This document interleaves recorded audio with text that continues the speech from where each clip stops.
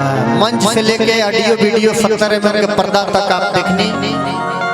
बड़ी प्रेम स्नेह मिलल और आप सबके आशीर्वाद परल के पियकड़वा मेन लीड हीरो बन के आई केहू कहे पागल होला पिक्चर के नाम है लगभग जनवरी तक रिलीज हुई संभवतः। चलिए आई सबसे पहले एगो माई के भजन और बाद बाबूजी के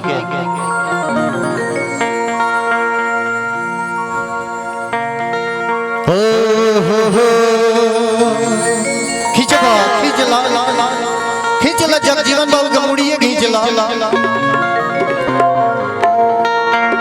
बहुत बहन मिस्त्री बुझाता है।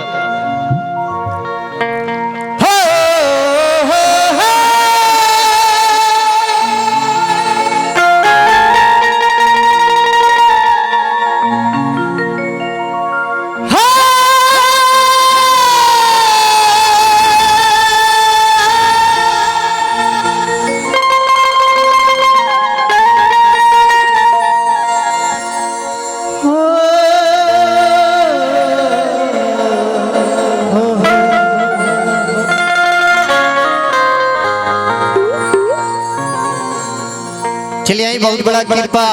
मिनहास भाई और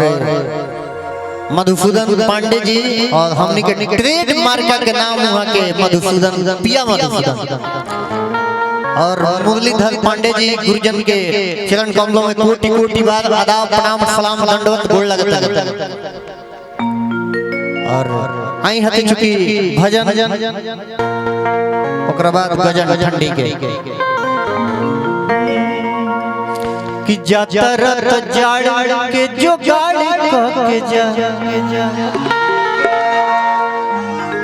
लेकिन आई भजन से भजन जाकी रही भाना जैसी प्रभु मूरत देखी तीन तैसी कांसी हो गई बा इल्लू मार दे बा उल्टी कर दे बा उहे होई हां घबरा जा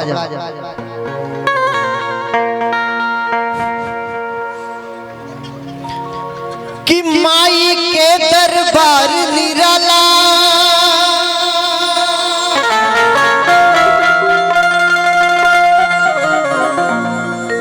और जे जवन मांगेला मिल जाला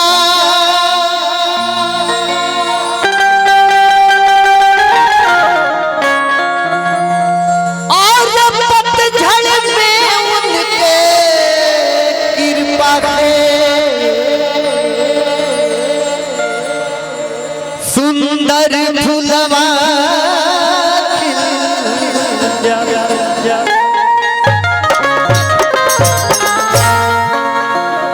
बहुत शानदार मंचवा के घेरले बड़ा साउंडवा थे लेकिन भाई लोग खड़ा बा ओकर बाद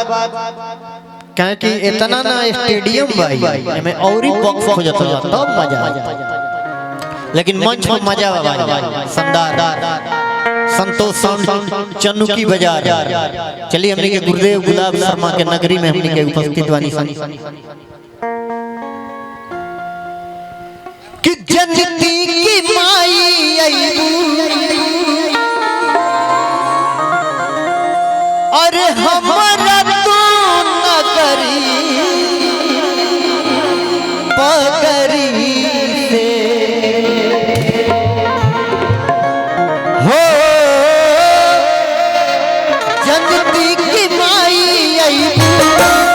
और हमारा तो नगरी पगरी हो रही बहार दीदी डगरी ये माई पगरी हो रही बहार दीदी डगरी ये माई पगरी जनती की माई आईबू जनती की माई आईबू हमारा तू नगरी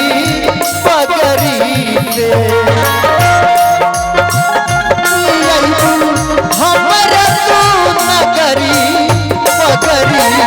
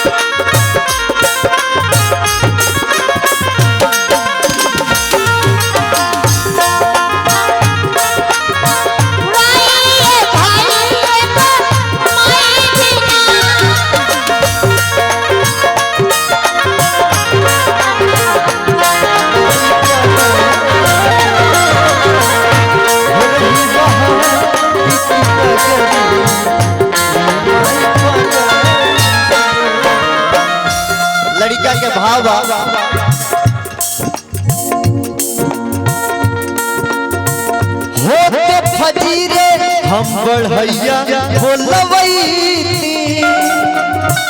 निमिया के गछिया पर झुलुआ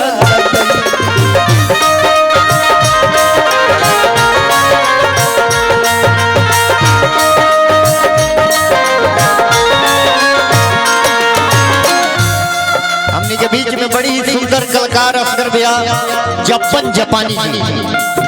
उपस्थित बाने और बेंजू मास्टर असगर भाई के तेज बा कि माइक में कुछ बोले लगनी कहे लगनी नहीं तो टीम में हम ही ढोलक बजाओ नहीं पहले आशीर्वाद परल के हती चुकी लइका फान गइल बगैचा बाबा होते फजीरे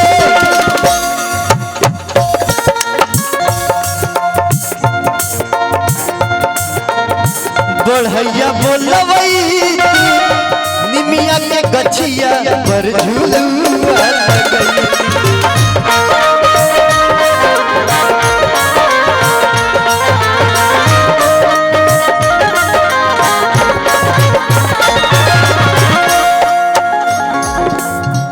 जलवा चढ़ैती हम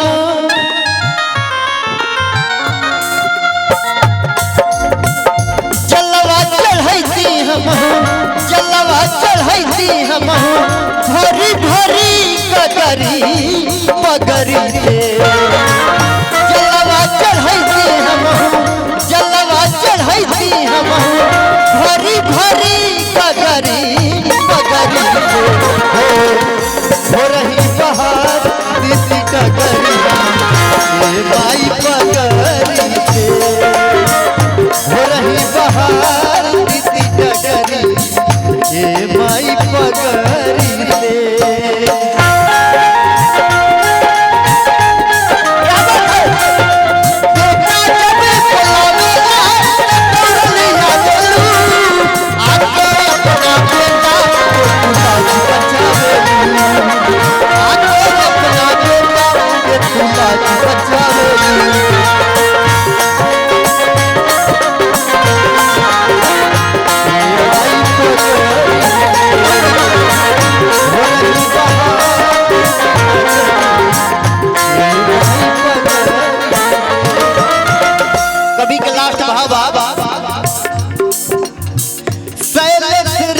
शर्मा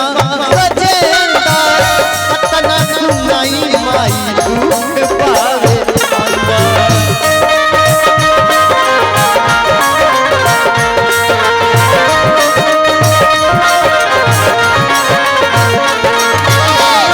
राज और शर्मा गजेंद्र पतना सुनाई माई दुख